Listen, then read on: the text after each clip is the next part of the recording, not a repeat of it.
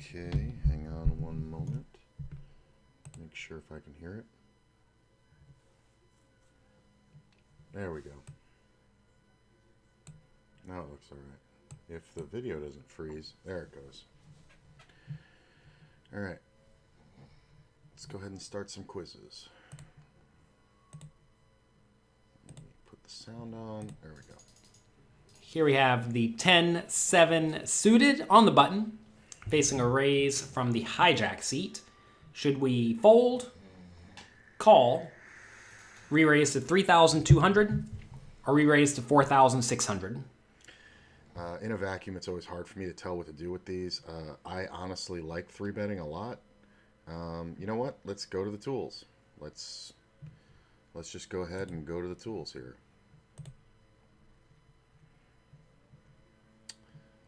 Jonathan Little Poker Coaching. Let's see. The effective stack is about, he's got like 28, 29. So that's like 60 big blinds, right? No, what is that? 10 big blinds is 5,000. So he's got, yeah, 60, right? 30,000 divided by 500? Yeah, 60.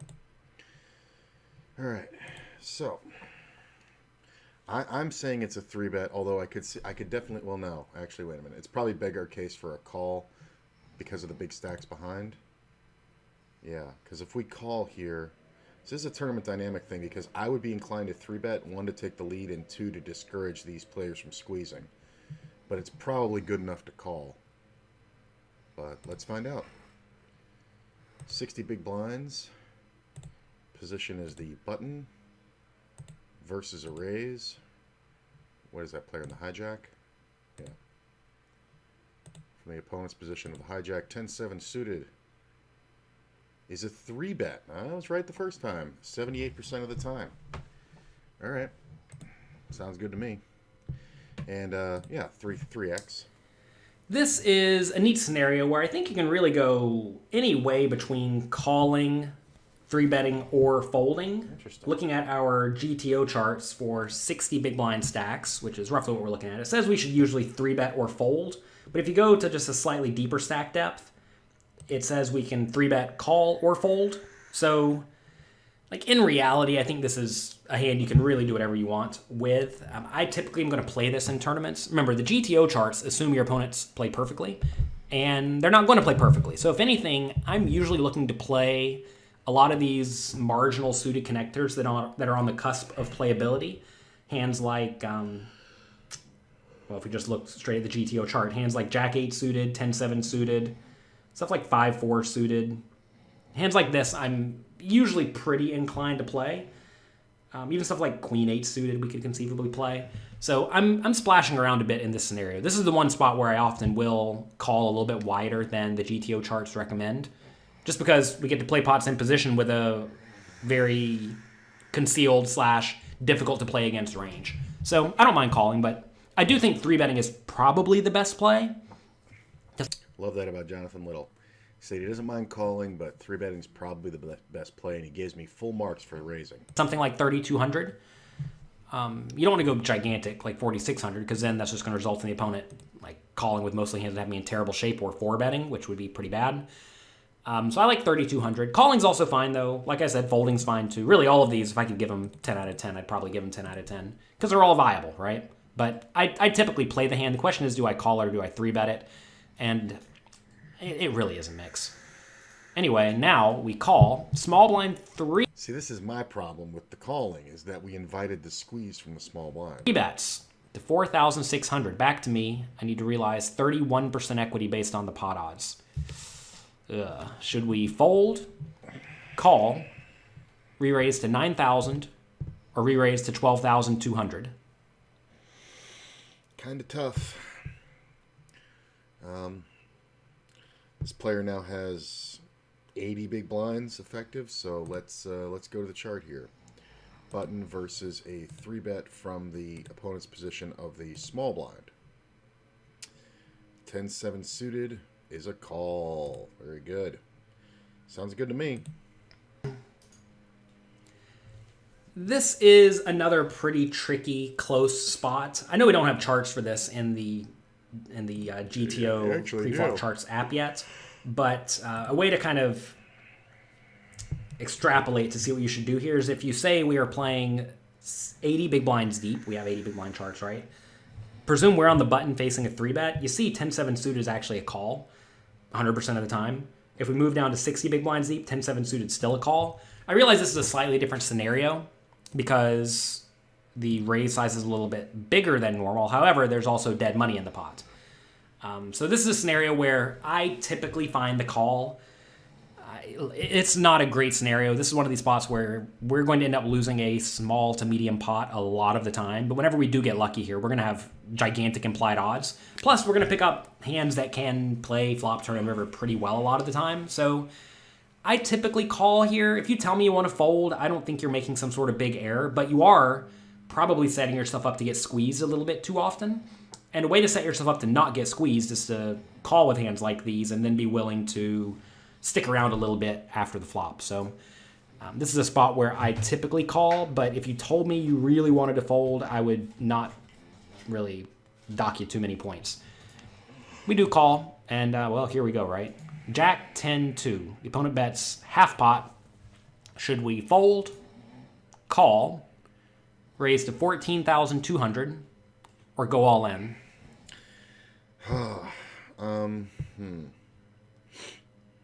Interesting. Getting squeezed out of the blinds, the player's going to have a lot of, Broadway cards. So I think this is one where it's kind of sketchy. Because if we 3-bet to 14-2, and the player's got king-queen, he's going to jam on us. Because he's not going to want to fold it and be left with 21K and this monstrous pot out there with a one-half stack-to-pot ratio. Oh, this is tough. Although I don't think we want to fold. I think it's a call. I hate this scenario, but he's making a half-pot bet, which isn't very telling. It doesn't really mean much. On the turn, it's noted that there'll be 21, maybe 22,000 in the pot, and he'll have 30,000 left, so we're probably going to be facing another big bet on the river. I don't know if he necessarily jams the turn without just the overpair, but could face it on the river. But we're in position, and I think it's a call all day. This is a clear marginal made hand, right? But it's not a particularly good one.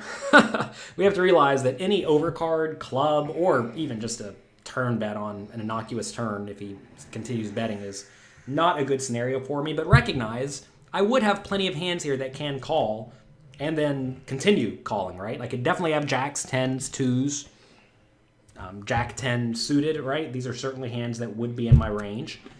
You may say, does 2s call pre-flop? Yeah, I would call pre-flop with pocket 2s. I would call the initial raise. I'd also call the 3-bet in position due to implied odds. So we have a pretty good amount of nut hands here to the point the opponent can't just continue blasting me. We could also have ace-jack suited, right? King-jack suited, queen-jack suited.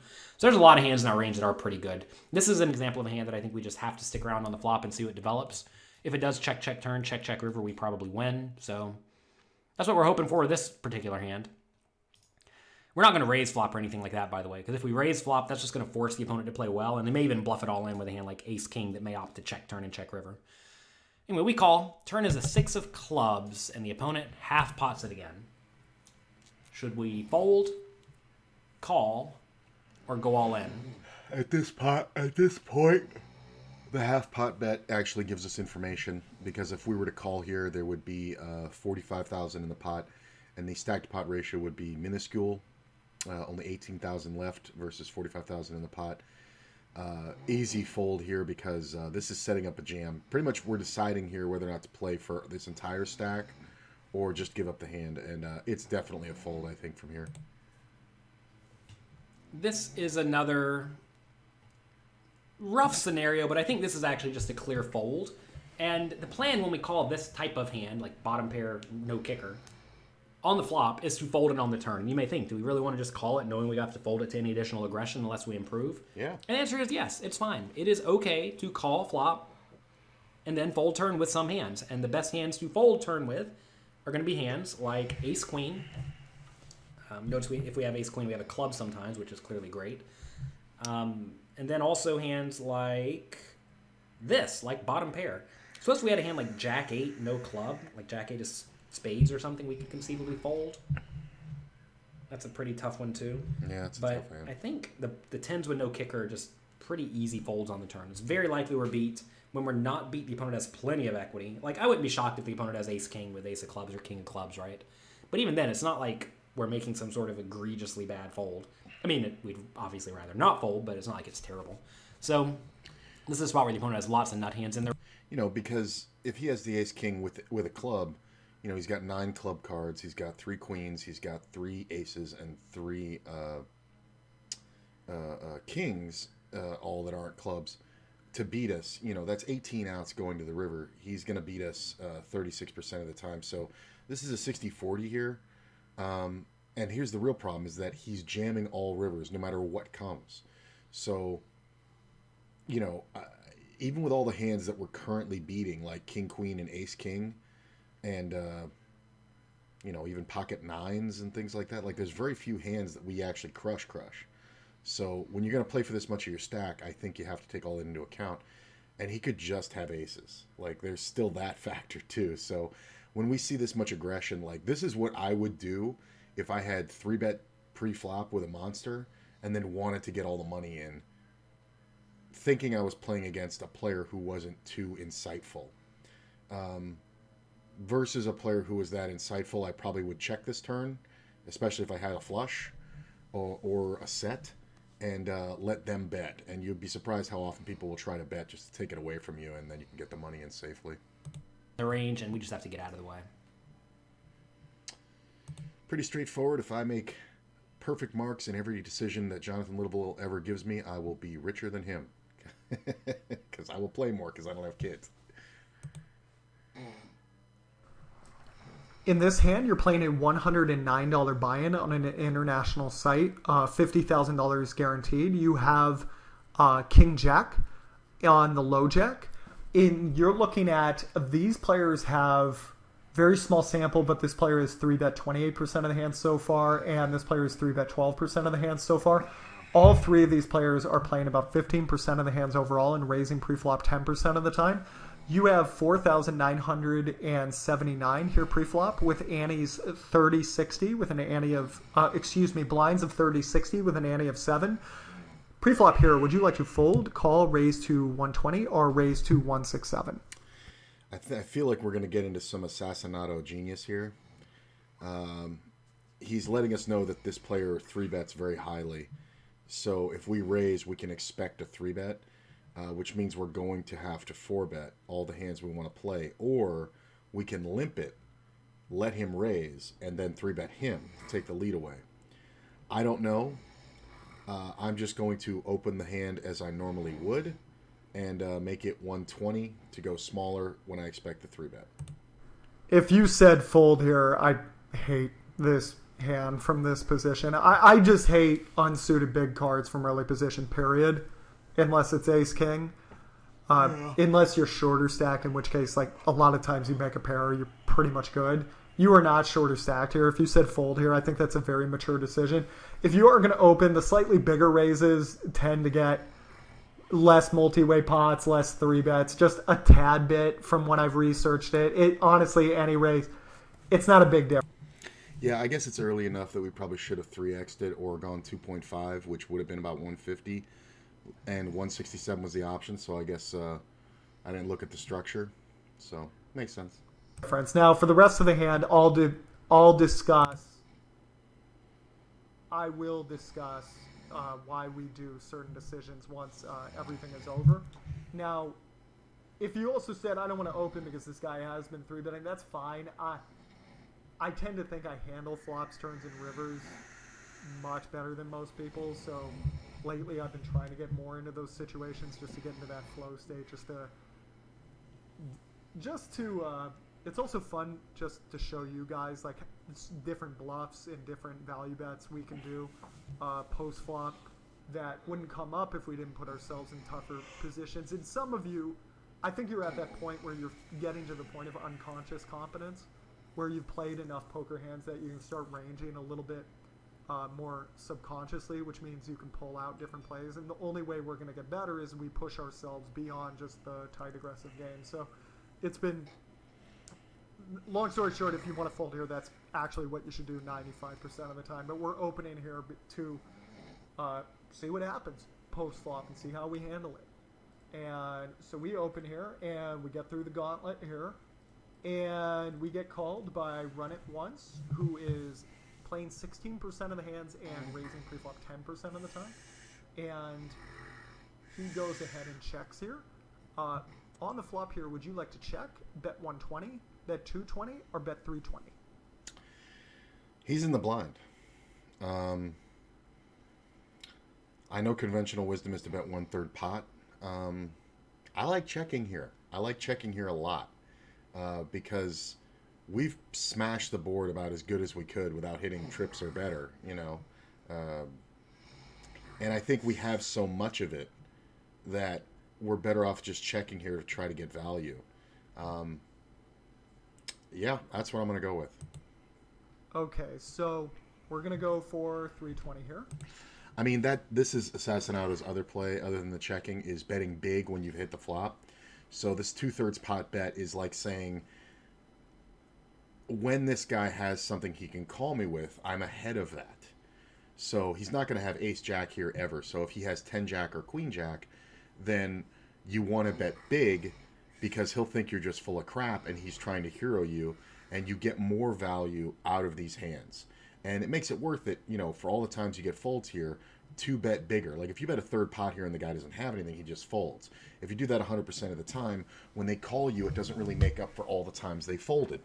But when you make a bigger bet, what can happen a lot here is players go, what hand is this guy opening that he wants to bet a jack this hard?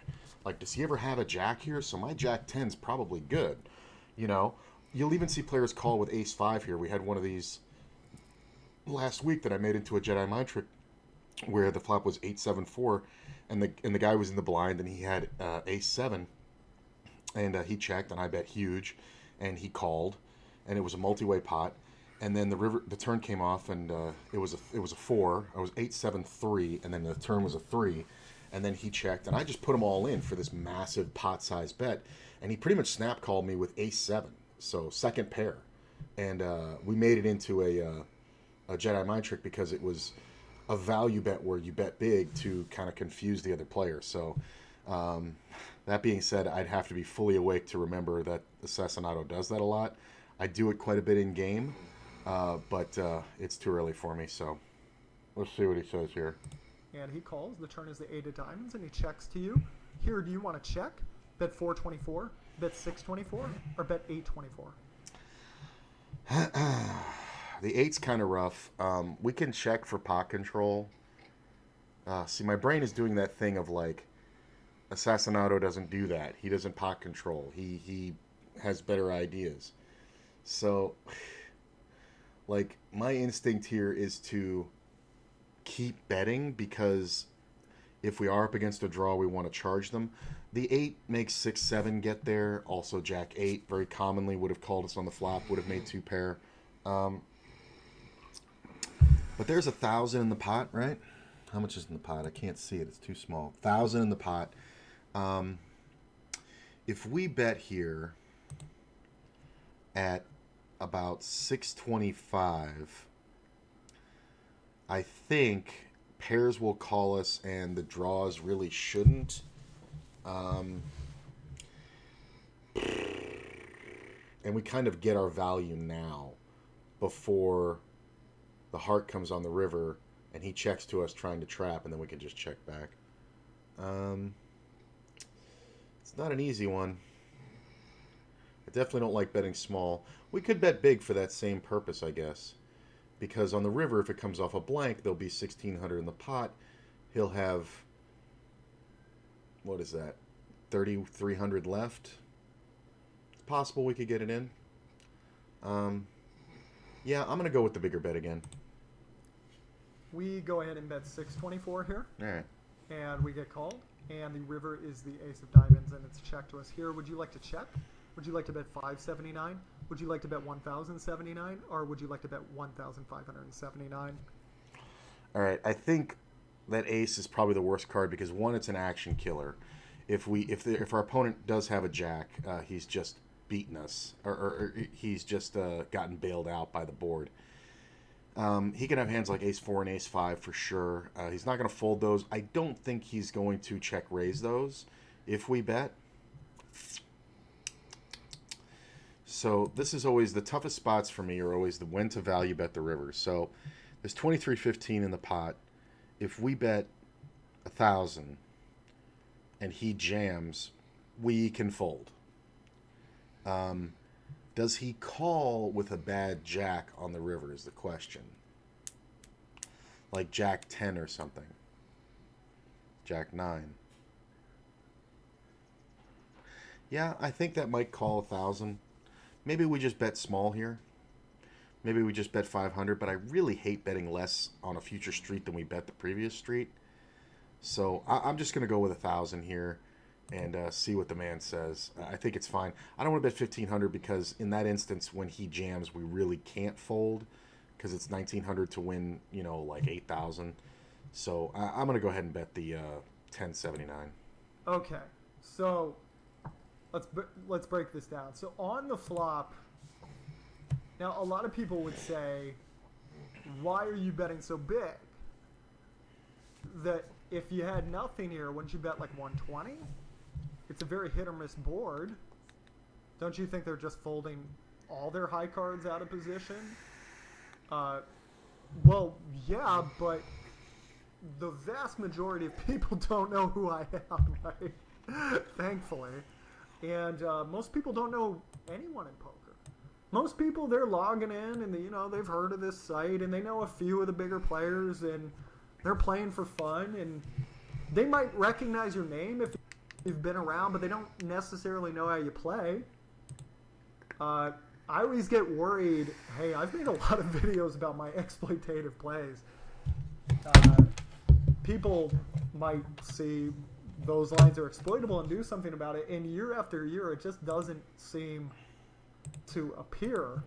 And that it's funny, it reminds me of a quote Doyle Brunson had when he right before he released Super System 2, because he was interviewed after writing the Bible of poker at the time, Super System. He did that in like 77 or something, like 78 or something, I don't know, but might have been later, might have been the 80s, but somewhere around the 90s he said that writing that book cost him $1 million because it gave away a lot of the secrets to what he was doing. Hey, what's up, Enigma? How you doing, my man? But then before he released Super System 2, another reporter came back to him and read him that quote, and he said, well, you didn't let me finish. He said, it did cost me $1 million, but it also probably made me $10 million. Because while people knew what he was doing, he was able to evolve with the game. So writing the book really didn't matter. Because he was a superior player who kept working. So it's funny that Assassinato has that same feeling. My dad actually asked me about, doing stuff like this or streaming, does it affect how much you win? And I said, actually, I win more because I'm more conscious of what I'm doing. And people, like he said, aren't that aware. Like even the best, most known streamers in the world still win tournaments, all the time because they're good players. You know what I'm saying? I mean, it's like, you can look at anybody who's streaming and it's like you've seen the guy do things 100 times, but until you're facing them, you don't know how you're going to react. And so it really doesn't matter. It's funny that he's having a similar experience. That's good. Obviously higher stakes are different. I have to play way different when I play higher stakes than just the exploitative stuff. But here, this is the buy-in on this one at 109. That's not nothing to sneeze at, but that's something the average guy can play. So there's more normal people in this. And the truth is, if you bet big, if he's got a pair, he's not folding. If he's got a draw, he's not folding. You have the lock. He would have 3-bet queens, kings, or aces most likely. He could have ace jack, but you beat queen jack. You beat jack 10. You beat jack 9. You beat jack 8. All the offsuit combinations are in his hand. Jack 7 suited, jack 6 suited, jack 3 suited, jack 2 suited. I don't think those are folding, heads up. You're beating 6-7. You're beating ace 5. You're beating 5-6. You're beating 5-7 suited. You're beating 5-8 suited. I don't know if he folds 5-9 suited. I don't know if he folds 4-8 suited pre-flop. You beat the world. When he's not full. Which is my same feeling for why I like the check and then big bet turn, big bet river, but he's right. You're not getting folds on the flop, so maybe you can get 3 streets here. Cash in. These are the hands that I obsess over. I want to make more money from these hands more than anyone else. I cannot believe it when I see people get like 2 streets of value and they were like 30% of the pot and they're just like content. You don't get the lock like every hand. This is your most common value hand, is a pair. This is the best spot to be in with a value hand. You are heads up versus someone who is really likely to have a weaker pair. You must cash in. Now on this turn, okay, so the 6-7 comes in, but the vast majority of his combinations did not. The flush draw didn't get there. The 5x, unless it was 5A, didn't get there. Jack 8 did get there, but most of his combinations, Jack 9, Jack 10, Queen Jack, were still hammering.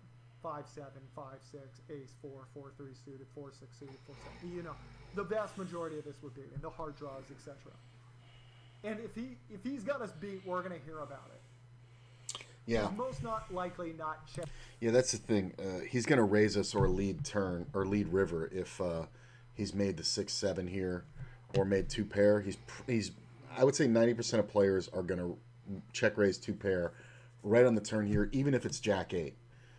They just can't take heat with 2 pair. In this turn with Queen Jack, he is most likely not check shoving this turn with a flush draw, even though that's a play that you can do on occasion. Most people never do it.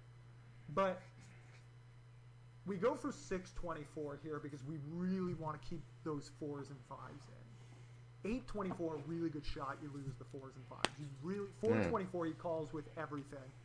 6-24, that I think is about the most you can get the 4s and 5s to call with.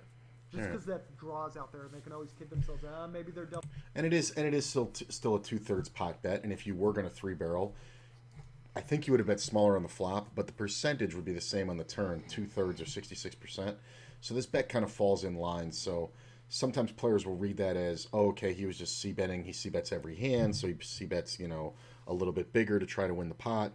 And then the 2/3 on the turn is supposed to take it down. If I call twice with my ace-5, I could definitely have it. Plus, there are combinations that have picked up equity now, like, ace-8 suited, in hearts now has an 8.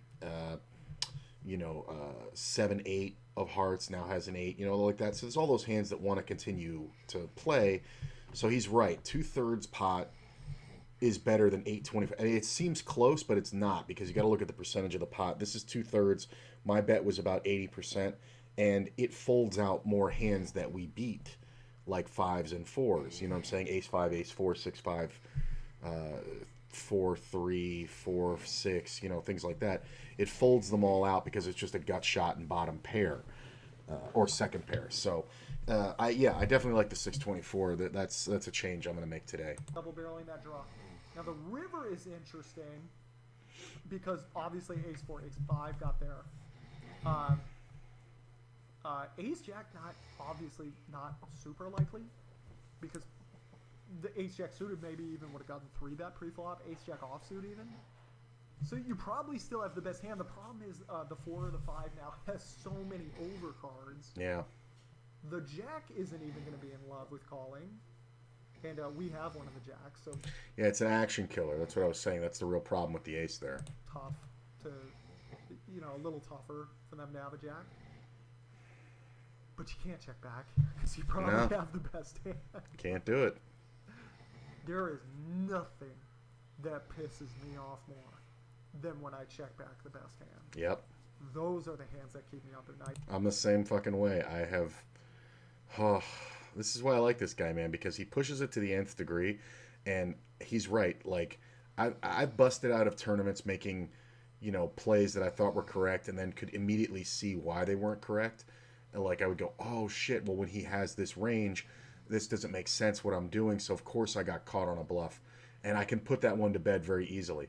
But the ones that make me insane are when I've had the best hand, I felt like I had the best hand, and I let the board change my mind. You know what I'm saying? It's like my plan was clear. I knew what I was doing, and then like this river ace comes off, and I'm just like, well, I'm going back to the dumbass poker theory of 2005. Well, what's he gonna call you with? That's not really what the question is. The question is, what can call you, and what can call you is a bad player, a hero. You know what I'm saying? And bad players and heroes and tight players especially hate to get bluffed. So you're going to get called a lot more, which I guess makes an argument for betting even larger here on the river. But I don't think I could pull the trigger for more than 1,000 here in game. I'm just not there yet.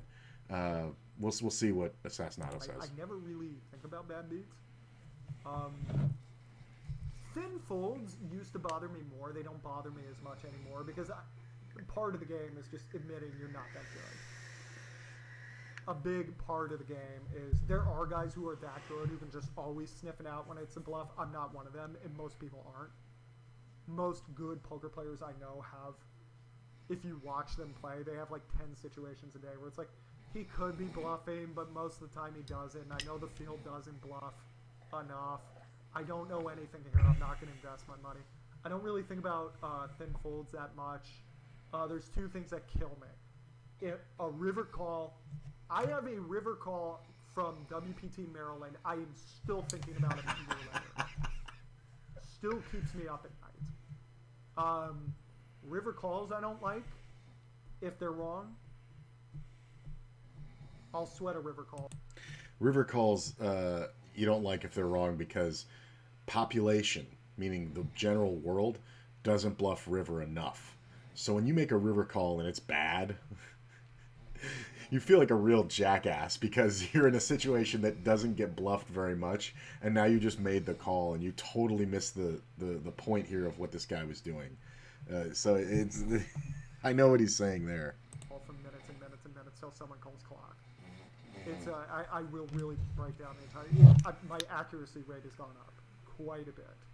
The more you take it seriously, it's just like anything. The more deliberate you are, the better you'll get at it. And checking back the best hand just kills me because it's just free money. This is just free money. Yeah. If you bet 5, 7, 9, he's probably not even folding the 4, and he didn't. We don't get to see his hand these days, but most people automatically check back the ace, and that's just not. The jack is still calling you, the 5 is still calling you, the 4 is still calling you. If you check called with 8x of hearts, he's still calling you. Yeah, you value own yourself sometimes. The 1,000, the 1,500, I think you lose the 4s and 5s at that point. He doesn't have.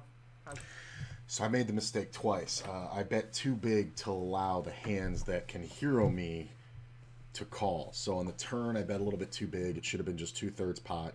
So basically, this was 2/3 on the flop because we should be monstrous. 2/3 on the turn, so we can keep in all the cards that think that we're bluffing. And on the river, he only bet 20% pot, or 25% pot, to get the call from a wide range. Makes sense. Are we ever going to see an airball bluff on the river when we bet that quarter pot? I kind of doubt it, because that ace should scare him more than us, because we could have been bluffing the whole way and just gotten there and been like, well, I got to get some value now. I can abandon the plan of, you know what I'm saying? Like if you had ace king here and you were like, bet flop, bet turn, I'm jamming river, I'm going to take this guy off it. And then all of a sudden the record skips and the ace comes off and you go, uh-oh, well, now I want to get called. What do I do?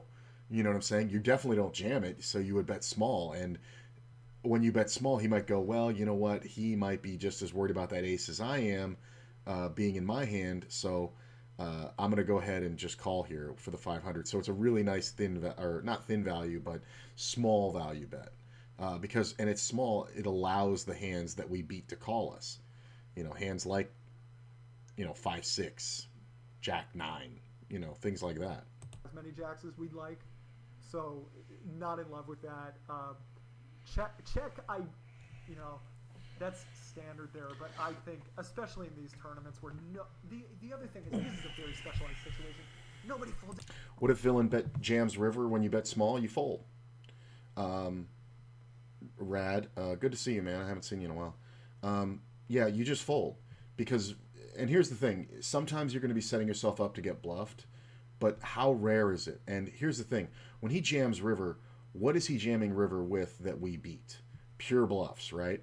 This player has taken no aggressive action in the hand, and our assumed, range on him is he has a pair.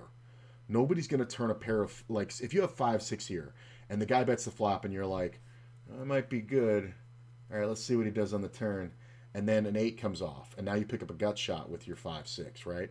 And he bets again, and you go, yeah, you know what? I still don't buy it. He could just have ace king. Then the river comes off, and you check it because of that ace. And then the dude bets small. Are you then going to jam it when you were calling the previous streets because he may have had just ace king or ace queen? Are you then jamming when the best card for this dude comes off? No way, man. You're going to hero here. You're going to hero here, and you can only hero because the bet is small. You can sit there and go, well, he only bet 25% or a quarter of the pot, so that means I only have to be right, 1 in 6 times or 1 in 5 times to be good here. So I'm going to go ahead and make the call and see how it goes. And he might just have like king queen of hearts or something like that, or or whatever. The only reason why you would ever check jam this river is if that ace was amazing for you, right? Or because even if you spiked a set of 8s, right, on the turn, you would check raise the turn. You wouldn't wait till the river because the river goes check check a lot. So let's say you did just call in the turn with a set of 8s. You would lead the river, and you would lead the river for like half pot to try to look like bullshit, or maybe even smaller to try to look like bullshit and get some value when we're up against that ace king or ace queen that just got its best card to come off. You know what I'm saying?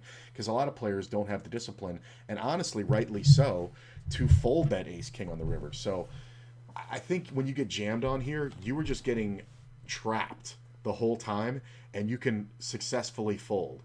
Now, if you're the first player that I've ever met that has the balls to do this with air on the river for no reason, congratulations. You have more guts than I do. But I will say this, congratulations, and the registry to rebuy is that way. Because when you jam this, you're going to get called a lot. And it's not going to be good for you. Most of the time, this betting pattern is ace king, ace queen, and it is not going to fold when it hits its best card. This is a very specific situation where the board ran out mediocre, and then the river could have changed the complexion wildly. So a guy with he didn't 3-bet pre-flop, no aggressive action whatsoever, just, call. You know what I'm saying? I mean, I don't understand, unless you have deuce tray specifically and decided not to ever make a play at it, thinking the other player had nothing, there's never a hand here that's really going to jam reasonably. Now, that being said, if you're on the other side with the king jack and you do get jammed on, go ahead and fold. Go ahead and fold. I'm folding ace king here. If this guy checks and then I bet 1/3 pot and then he jams river on me, I think the ace king goes in the muck, man. Because why would you ever bluff at this ace? It's the worst card. You know what I'm saying? So good question, but if you think about it for a minute, I think you come up with the right answer here, that when you get raised in this scenario, you just muck it. Anything out of the big blind. There's so many 4s and 5s there you don't anticipate. Like if he had 4-2 off, I wouldn't be shocked. There's no other spot he has that hand. So yeah, just get the money. Like get the money. When you most likely have the best hand, don't give them free showdowns. That's if you learn nothing else, like that'll get you really far in this game. Yep. I really want that for you. Okay. All right, guys, this was fun.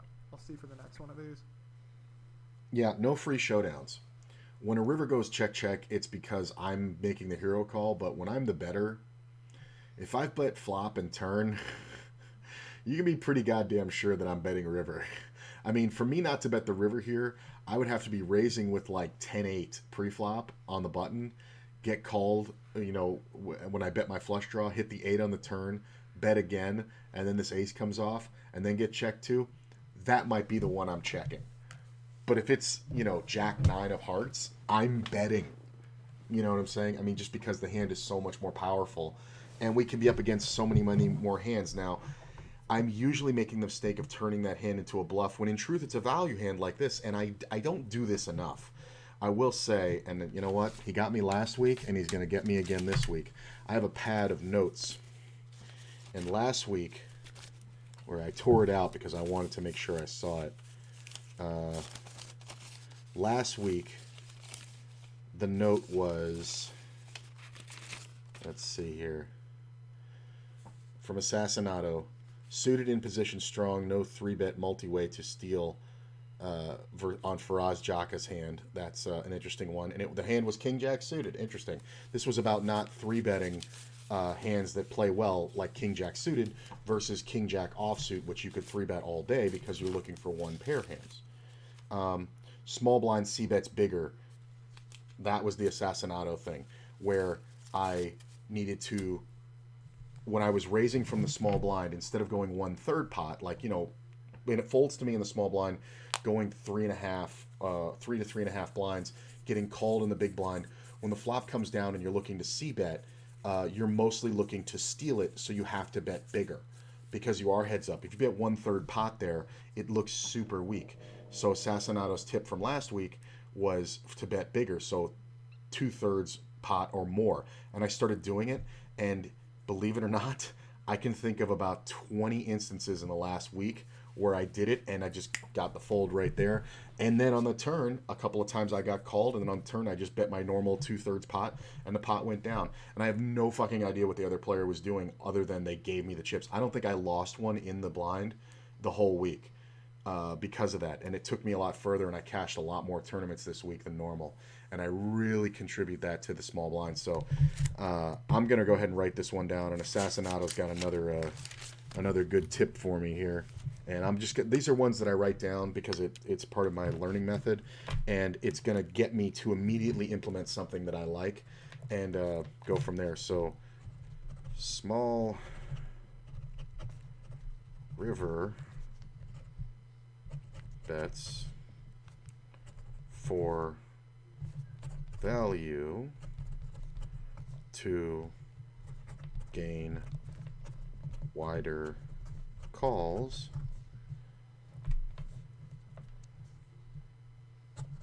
but fold to river bets.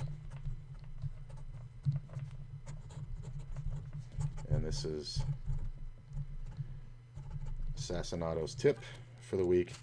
Literally, same thing happened last week, and I can guarantee you this is going to come up. So I'm going to rip it out, put it right on my computer, and have it sitting there staring me in the face until I do that until I have the concept pretty much memorized and automatic, and subconsciously I'm doing it. Then I'll throw the piece of paper away, just so my desk doesn't get cluttered. But I do have a notebook for interesting epiphanies that I do write things down in certain hand situations. So this is one of them, and I really like it. And you can see it's never the hands I get perfect scores on that really make the biggest impact on me. And I'm not going to correct these scores. I'm going to leave them there. And when they're all yellows like this, there's a lot of nuance usually to the quiz. And I like stuff like this. But everything he said made sense. Everything he said made sense. Bet bigger on the flop because we should have the best hand. Continue betting on the turn. And we should still have the best hand. And then that river extra 500, man, doesn't seem like much. But that extra 500 that you get now, when you get all the money in, that extra 500 was worth 2,000 because you got the 500 from this guy that becomes 1,000 now. So when you double up, those chips become 2,000. So those chips are actually worth 4 times as much as they seem. If the next hand we get pocket aces, we gain an extra 2,000 chips than we would if we hadn't bet the river here. So yeah, great hand, great play. All right, today's hand we have ace jack offsuit. Matt Affleck. Fold to us, so we make a standard raise, playing about 30 big blinds effective. We're gonna get a heads up pot with the big blind. Queen 4 deuce rainbow, and it checks to us. Should we check, bet 2,000, bet 4,000, or bet 6,000?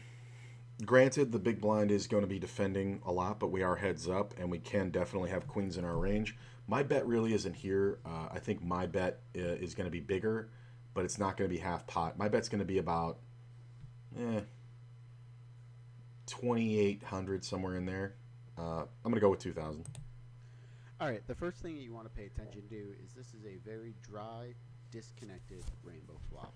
Whenever We can check back because we have the ace high and it's good a lot, but I think because it's ace jack, not ace king, I think I like betting here, but let's see what Matt says. you see those, that should signal you right away. This should be a very high frequency, small C bet. So here, betting 2,000 is the best answer. I give it 25%. Wait a minute. I bet 2,000. Hang on a sec. Hang about.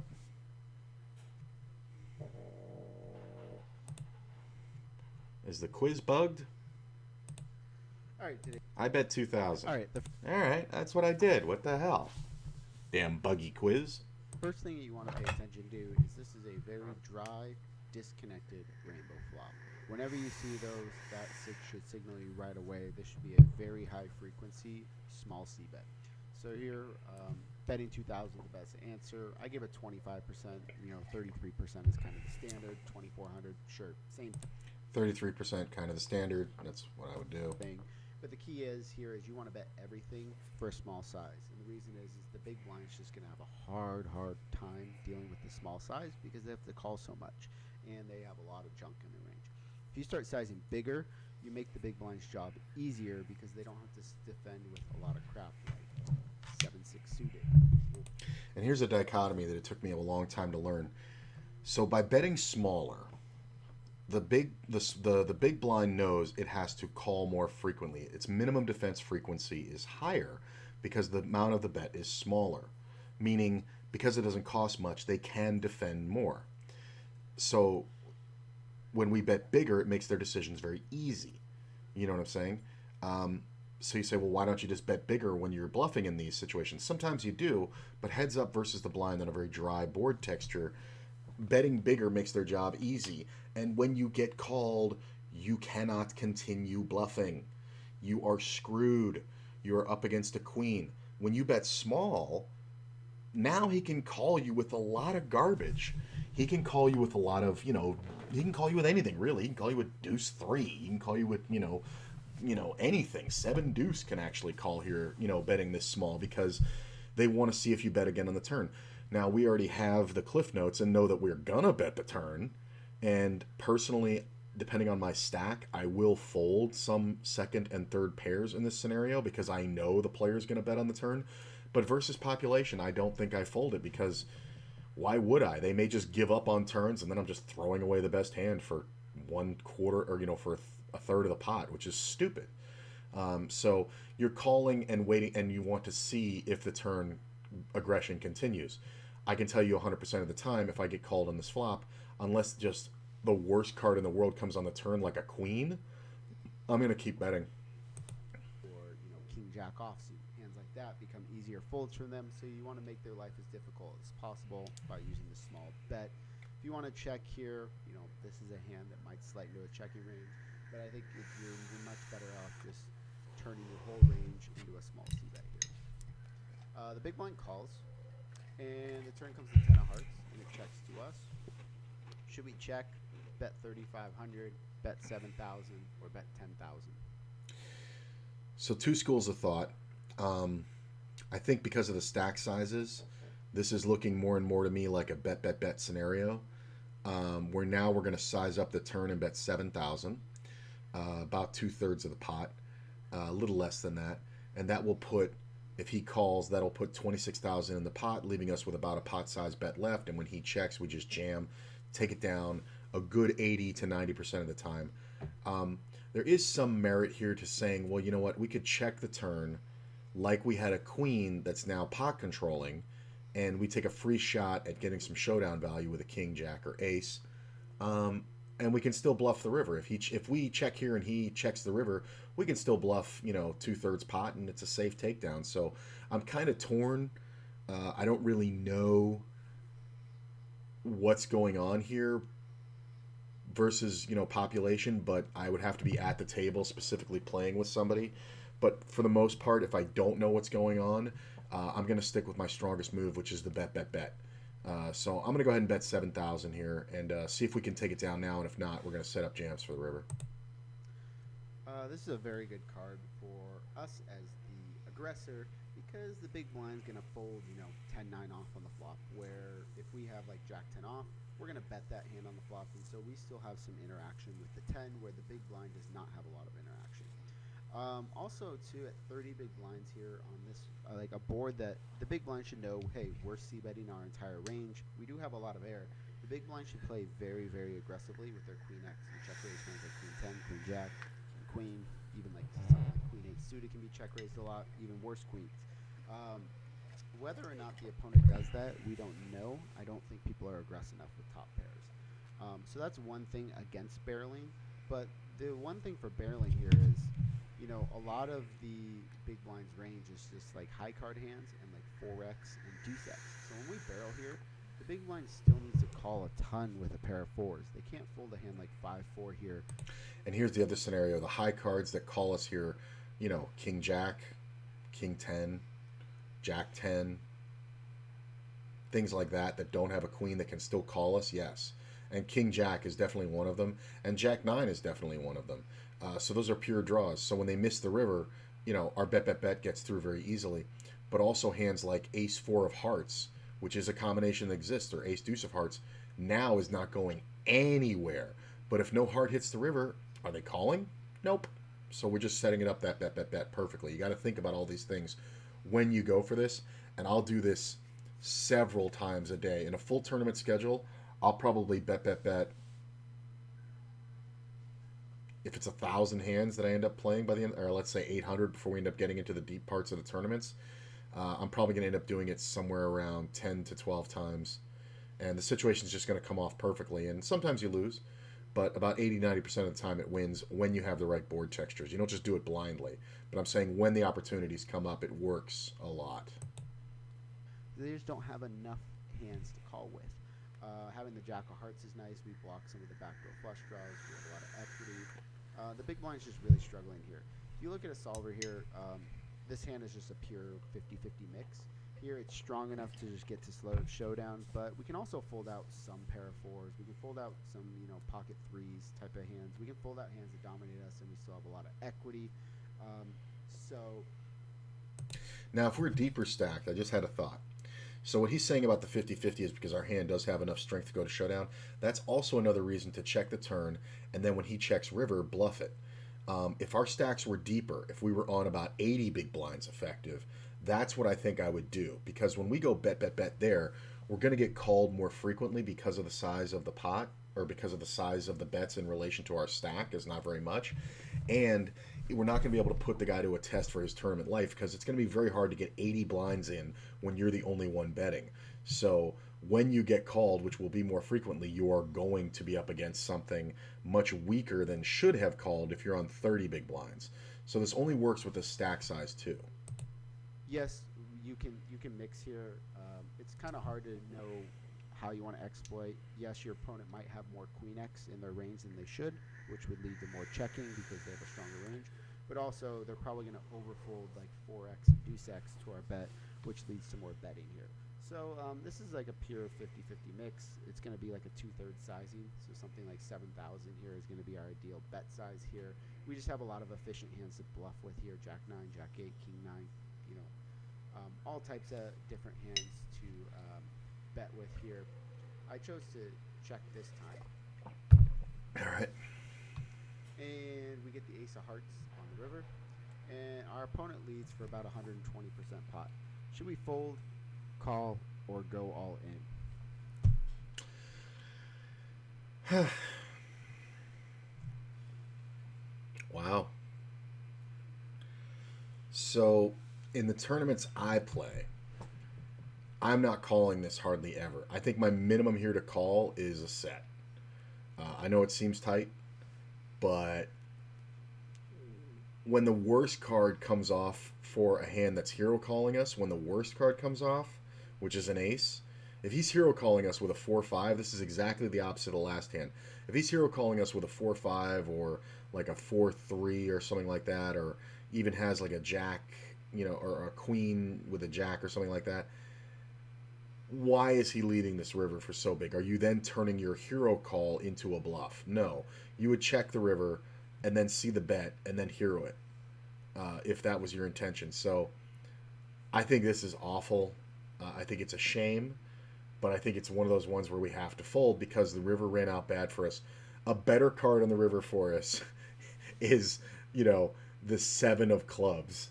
Like, that's better because then we're going to win this pot about 90% of the time just by him checking and us jamming after we made the turn bet. But even on a turn check, when he checks to us, we can then bluff the river for 7,000 and take it down in this exact scenario. This is a fold in my book. But, like, I'm not Matt Affleck, so maybe he has some insight. But let's see. When we check back the turn, we're going to have a pretty capped range. In terms, we're going to barrel What? almost all of our Queen X on the turn. Our checking range, like the best hands we're going to have are maybe like a Pocket Jacks or a 10X hand. The Ace of Hearts kind of bails us out, though. Now we're not really capped anymore. We can have some flush draws that we can check back, and we certainly have a lot of pair of aces. Now, our opponent bets a very polarizing sizing. This sizing is basically saying, it's not saying I have one pair. I don't think Ace 9 is betting this size. So this is a bet that's saying I have 2 pair or better. And we do a pretty good job of blocking that. If the opponent had a hand like Queen 4, Queen Deuce, or 4 Deuce, probably would check raise the flop. Yeah. Queen 10 might have check raised the flop some. See, to me, it looks like either a flush, but if we take that off the table, it looks to me like a hand like 3-5, right? That could have made the straight for sure. 3-5 of hearts makes the flush, but it could also be a hand like King Jack. You know what I'm saying? I mean, so where are you going here, Matt? The most likely 2 pairs are going to be a hand maybe like Ace 4, Ace Deuce, Yeah. 10-4, 10 Deuce. Obviously, we don't have blockers 10-4, 10 Deuce, but we do block Ace 4 and Ace Deuce, which is very good. We also block King Jack, which is probably a pretty good portion of the villain's range. And the Jack of Hearts is pretty nice. We can block a hand like Jack 9 of Hearts, Jack 8 of Hearts, King Jack of Hearts, Jack 4 of Hearts, Jack Deuce of Hearts. So our hand blocks a lot of value bets. And I think this hand just makes a very, very clean bluff catcher on the river. No point in raising, which I do. I call, and our opponent shows the King of Hearts, Deuce of Spades. Okay, didn't consider that he could have the King of Hearts in his hand. That makes more sense. Yep, this is why it's a wake up with me. Because if you have the King of Hearts in your hand, this is a very easy bluff. Especially for over pot. So, yeah, that makes it an easy bluff catcher. I didn't even think about that. Yeah, I'm an idiot. If he had the King of Hearts in his hand, he doesn't have to have the King Jack. It's a very easy bluff catch. Not easy, but it's one that you see with experience. And yeah, if in game, I would hope that I would think that, like that I would think maybe he had the, could have had the King 4 or something of clubs and then called the flop and then, he would have went on the end of the turn. But if he has like the King 4 not of hearts or the King Deuce not of hearts, it's a very easy one to float the turn. Now, here's a wrinkle that Matt didn't tell us. He didn't tell us how big this tournament was or if this was like an international site or an American-only site. So I would imagine this is a higher buy-in tournament, somewhere above 215. 215 or higher, I guess you would see this a lot. But much lower than that, you're not going to see somebody just with all the heart in the world just go, oh, I have the King of Hearts. You can't have the nuts. So I am now going to bet 120% pot on the river leading out after all my passive action. I don't think you see that at the $10 level unless you're in my chair. But it's not really a great move at the lower buy-ins because you get called more often on the river leading out. But I could see it at 215 and higher buy-in online. For sure. I think this is a snap call at that buy-in level. Interestingly.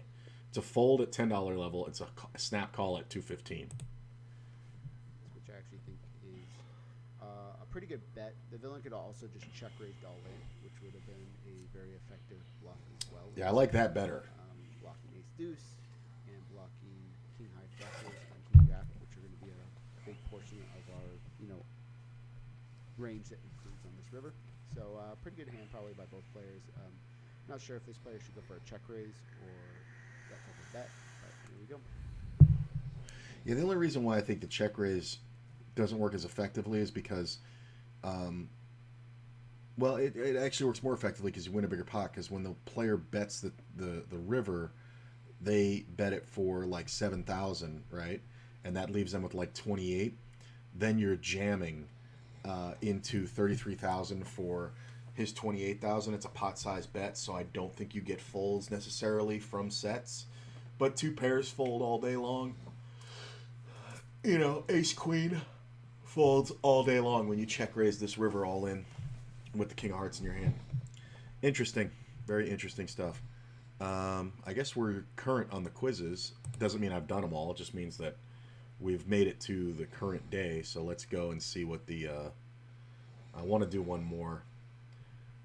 I always like to end on a concept that didn't totally confuse me. Oh, look at this. We just did this one, and Gripst just uploaded this one. Like, this came up in the time we were talking. This one came up. So let's go ahead and do the Gripst quiz. Hello everyone, Evan Jarvis here for PokerCoaching.com. Today we're reviewing another tournament hand from the $2,500 buy-in WPT Fall 2 event that I played earlier this year. This hand starts with us having a lot of chips. We've been doing very well on this table. No one else has really been accumulating that much. We find ourselves with 5-4 suited in the cutoff. No real reads on the big blind, no real reads on the button, but the small blind is definitely the spot. One of the players we want to play as many pots with as possible. So action is on you. What should you do? Should you fold, call, min raise to 2,000, or raise to 2,500? Now, I did say the big blind was a player that we want to play as many pots with as possible. That makes a case for raising less, but we're the big stack, and all these stacks are at 30-ish blinds. I think I'm sticking to 2.5x here. It's probably incorrect, but playing live, I think you also have to bet bigger to make an impact. So I'd rather just try to steal it pre and go the 2.5 route. I don't think that's what Grips is going to say is correct here, but let's do it. When in doubt in any of these situations, always feel free to check your trusty GTO charts made available by PokerCoaching.com in the tools section. So I have both the 75 big blind chart and the 40 big blind chart, and we see that for the cutoff, 5-4 suited, 75 blinds deep is an open. Even from the hijack, 5-4 suited is an open, and on the button it is an open. When we switch to 40 big blinds, we see once again from the cutoff, 5-4 suited is an open, hijack it's an open, button it's an open. So this hand is clearly... He did that because of the effective stacks. So he lowered his stack opening range to play against the effective stacks. Is it an open at 30 big blinds? I think that's the question you really need to ask Grips, because these players have 30 big blinds. So we know where it is with theirs, but let's say 30 big blinds on the, where is he in the cutoff? Yeah. In the cutoff, raise first in, 5-4 suited. Is it a play? No, it's not. It's a fold. How about 40 big blinds? Let's make sure that he's correct here with the current meta. Yes, it is. 85% of the time. Okay. So when that happens, and I see that on a 30 big blind stack, this is a fold 100% of the time, because I'm playing against effective 30 big blind stacks, I'm going to average the two. So it was 85%, or at my blind level, which is about, well, we're just going to go with 80, because he's got more than that. 5-4 suited is a raise, and it's a fold at the effective stack. So I'm going to go 50-50. And if I have 80 big blinds and everybody else has 30, I feel pretty damn good. So I'm going to go ahead and keep up the aggression. So for me, this is a raise here about 75-80% of the time. This is an open with that exact knowledge. Really an open.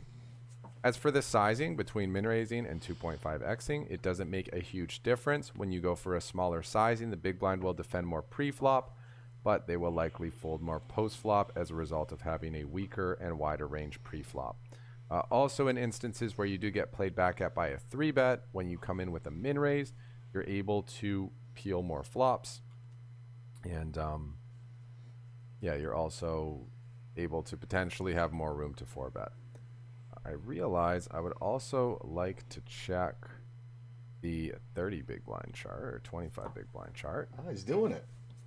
See if 5-4 suited makes it there. So it does not make it in on the 25 big blind chart, and we are just kind of right on the cusp of that. But we're a little bit on the deeper side, and we're just kind of crushing the table. So we're happy to open a few more pots. And when it's right on the line, if you have a weaker table, you can open a little bit wider. And if you have a really tough table, you can open a little bit tighter. So that's why, even though, at 30 blinds, it's going to be right on the line of an open or a fold on this particular table with the spot and the small blind, with us having a good table image, I like to open more hands when possible. That's why we come in for a min raise. And the big blind defends. Flop is ace of spades, 10 of hearts, 10 of diamonds. Action checks to you. What should you do? Should you check, bet 1,500, bet 2,000, or bet 3,000? Not a lot for the big blind to have here. I think we just want to take it down. And I'm going to bet pretty small. I don't know if 1,500, like the nuance to me is lost in the live play. I would look to bet about a third pot, which would be, that number doesn't exist here because of live chips. So I would probably just bet 2,000 and go on from there. In this situation, if we take a look at what our opponent's going to be defending with in the big blind versus cutoff situation, we just see that there are a ton of hands that he's going to have. In terms of hands that can continue, he needs to basically have an ace, which is this outer bar here, or a 10, which is going to fall in here, or a gut shot, which is going to fill out the rest of the Broadway section. Now, that is a decent chunk of the grid, but it's probably about a third. We have all these king highs, queen highs, jack highs that are not going to be continuing. All these undercards, which are not going to be continuing. These pairs, which are not going to be continuing. These suited face cards. Just a ton of hands that are going to be folding to our bet. We've talked about in previous quizzes, when the board is paired, that's only 5 cards our opponents can have which have hit the board, as opposed to 9 which could hit it on a 3 different ranked board. So we're going to want to be betting this board. Yes, our opponent's going to continue when they have a pair of aces, trip 10s, or a gut shot, but they're going to fold when they have everything else. And everything else is still better than 5 high. If we can get 7 high to fold here, queen high to fold here, king high to fold here, we are picking up equity in this pot. We are an underdog against the majority of his range, which makes us a great candidate for bluffing. And we do have some backdoor draws as well. In terms of sizing, the smaller the better. We do not need to bet a lot to get the job done here. Again, we're targeting very, very, very weak hands. King highs, queen highs, jack highs, and lower. And those hands will fold to any size bet. So 1,500 is enough to get the job done, and if you pick 2,000, that's enough to get the job done too. 3,000 will certainly get the job done as well, but you're just risking a little bit more than you need to in this situation. So if you go 1,500, our opponent folds, and it's a very easy takedown. The important thing is to identify the good boards to continue betting on, and to identify the minimum sizing you can use and still get a fold from a good portion of your opponent's range. That's kind of the sweet spot we're looking for in situations like this. Anyway, this has been Evan Jarvis for PokerCoaching.com. I hope you enjoyed this quiz. I hope you learned a thing or two, and I look forward to seeing you in the next one. So yeah, that's the nuance that I missed. Thinking too much about the previous bet, it really kind of only matters, and the great majority of the time this player isn't going to have much, so we can bet 1,500, and we get played with, we can kind of go from there, maybe pick up some equity on the turn with a deuce or a diamond or a 3 or something, or even a 5 or a 4. But we're probably going to have to just shut down if we get called here on the flop. We'll get checked to on the turn a lot, then we just check it back and try to make a good hand. Probably just give up. So a one-shot bluff in a scenario with this board where our opponent can't have much, when we bet and get called, we know we're just toast, so we can give it up. But so that makes a good case for betting even smaller, because if we did have an ace here, we know that the opponent doesn't have much, but maybe we're just compulsive and always have to bet the flop, so betting 1,500 works just as well as 2,000. And he's right, finding the minimum that you risk for the maximum reward is always the goal when you're bluffing. So yeah, I'm going to go ahead and pass you guys off to somebody. I don't know who's on yet, but I'm going to come back later. Today's probably going to be a play day, but I'm not 100%. If it is, I'll be coming back at about 3 o'clock. See you later.